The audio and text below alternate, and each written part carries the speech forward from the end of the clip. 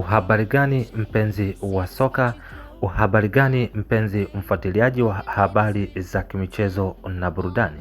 Ni wakati mwingine tena, na hii ni channel yako pendwa kabisa ya habari mchanganyiko, ambapo hapa unaenda kujipatia habari mbalimbali za kimichezo na burudani za kukuburudisha masaa 24 ya kuhakikisha kwamba unakwenda kuhabarika kwa habari mbalimbali za kimichezo na burudani. Ili wa kwanza kabisa kupata taarifa zetu, tafadhali tunakusihi na kukuomba kubonyeza alama ya subscribe, pia alama ya kengele iliyoko chini ya video hii, ili wa kwanza kujipatia taarifa zetu mbalimbali za kimichezo na burudani. Sasa leo hii tumekuja na habari njema kabisa kwa wapenzi wa Simba Sport Club baada ya wao kupata mtetezi. Yani hapa na mzungumzia Haji Sunday Manara. Haji Sunday Manara ameweza kuongea habari mbalimbali zinazohusiana na baada ya ushindi wa klabu ya Yanga kutwaa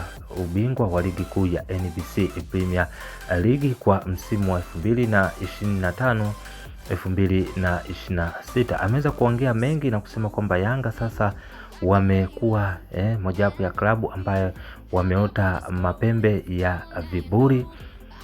Tunaweza kuona kwamba wameweza kufanya vitu ambavyo vina kaidi utaratibu uliowekwa na waendeshaji wa ligi kuu Tanzania bara. Isitoshe, katika mchezo wa jana tumeweza kuona kwamba wamerudia kosa lile la kwenda kuvalia jezi au kubadilishia nguo za kuingilia uwanjani katika lile jengo ambalo mwanzo waliweza kupigwa faini. Hili limeweza kuwa ni moja wapo ya makosa madogo ambayo uongozi wa Yanga umeweza kufanya na kuonesha kwamba jinsi gani klabu bado haina mwelekeo, na kusema kwamba ni jinsi gani klabu haifati vigezo na masharti au matakwa ambayo yamewekwa na waendeshaji au wanaosimamia ligi yetu ya NBC Premier League. Tunajua kwamba bodi ya ligi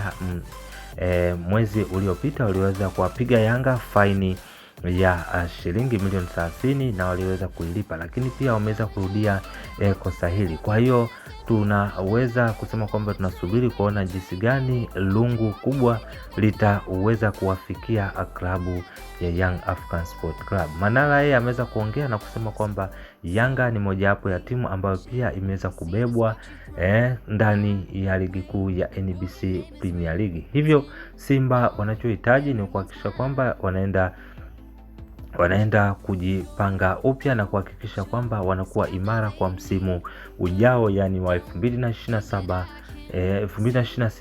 2027. Kwa habari mbalimbali za kimichezo na burudani, tafadhali usisahau kubonyeza alama subscribe, pia alama ya kengele iliyoko chini ya video hii. Asante sana.